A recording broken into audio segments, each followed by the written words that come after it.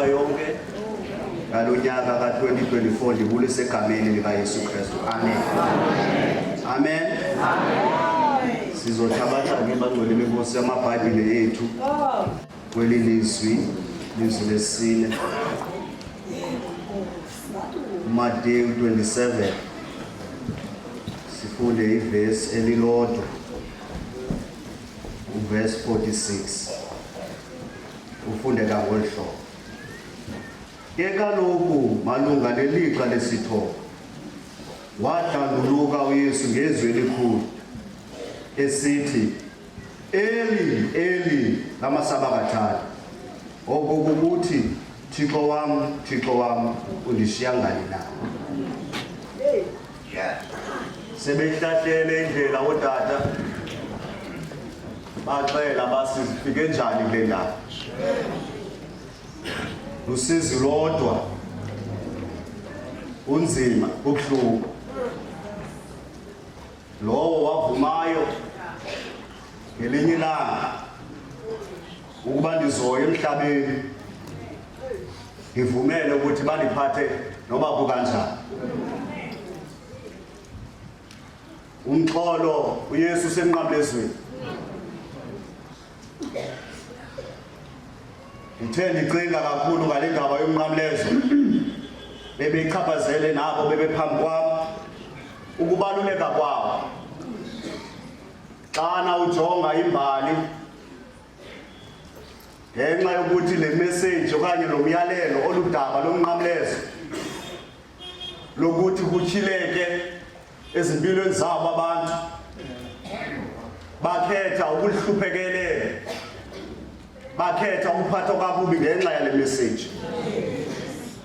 Uthi uPawulo sindonakalelwa zizinto zonke ngenxa yokongana. Sisemnqamlezweni. Haleluya. uYesu uyajinga ebusuku ngezolo, uye wabanjwa egadini. Into ezisikelelayo ngala ndawo uYesu, whenever ezo-challenge ngabantu, sole kuye sifunyane emthandazweni. Izinto okanye isifundo sisifundayo ngoYesu, uYesu was always ufuna uzi-align. Efikeni kwabo eGetsemane, wafika uYesu bamfumana emthandazweni. Ithi iBhayibhile uYuda wayeyazi. Nokucaphula uDaniel wayefunwa ngabantu ababebeka izitsholo kuye. Ithi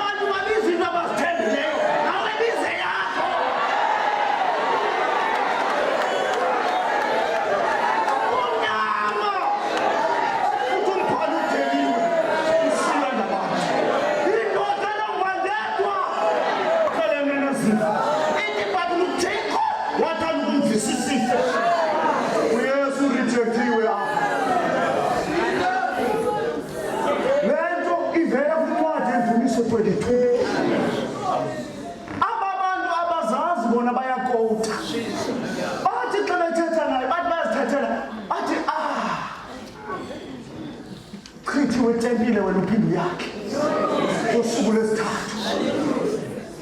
Ungasindisile abanye wena awukwazi usindisa. Athi ke ngokayithi ke athi amadoda amakhulu athi sisindise ithi kuthi ihla siza kukholwa. Siyabulele Yesu sangehla.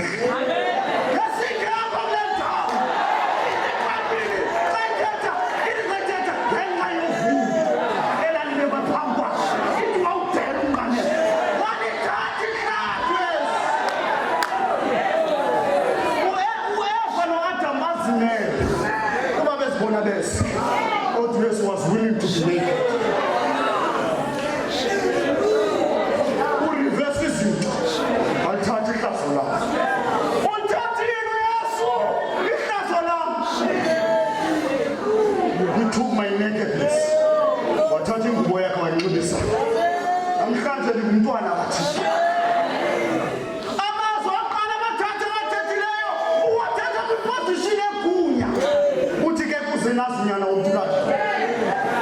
Wafika kwelesibili uYesu uthi ndimi indlela ndimi ubomi akukho nami uyayobawo ngesigama.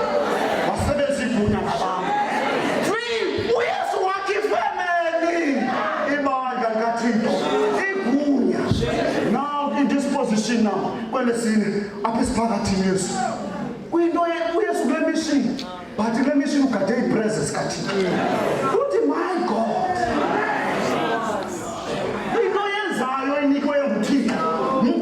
ukhona. Makusethe bandisangena ngankosi. Uthi ngelixa lesithoba kumnyama. Nansi bithile kangalento elizwi ekuseni ebusuku lathile kangalendlela. Ngathi abazali nabantu abakhulu ngathi basinike uThixo. Kuzofika insuku zobumnyama. Bantu bakhulu siyabulela ilolise into nisenzele lisikhulise lapha. Kuzofika insuku zobumnyama. Sithi Thixo, my God.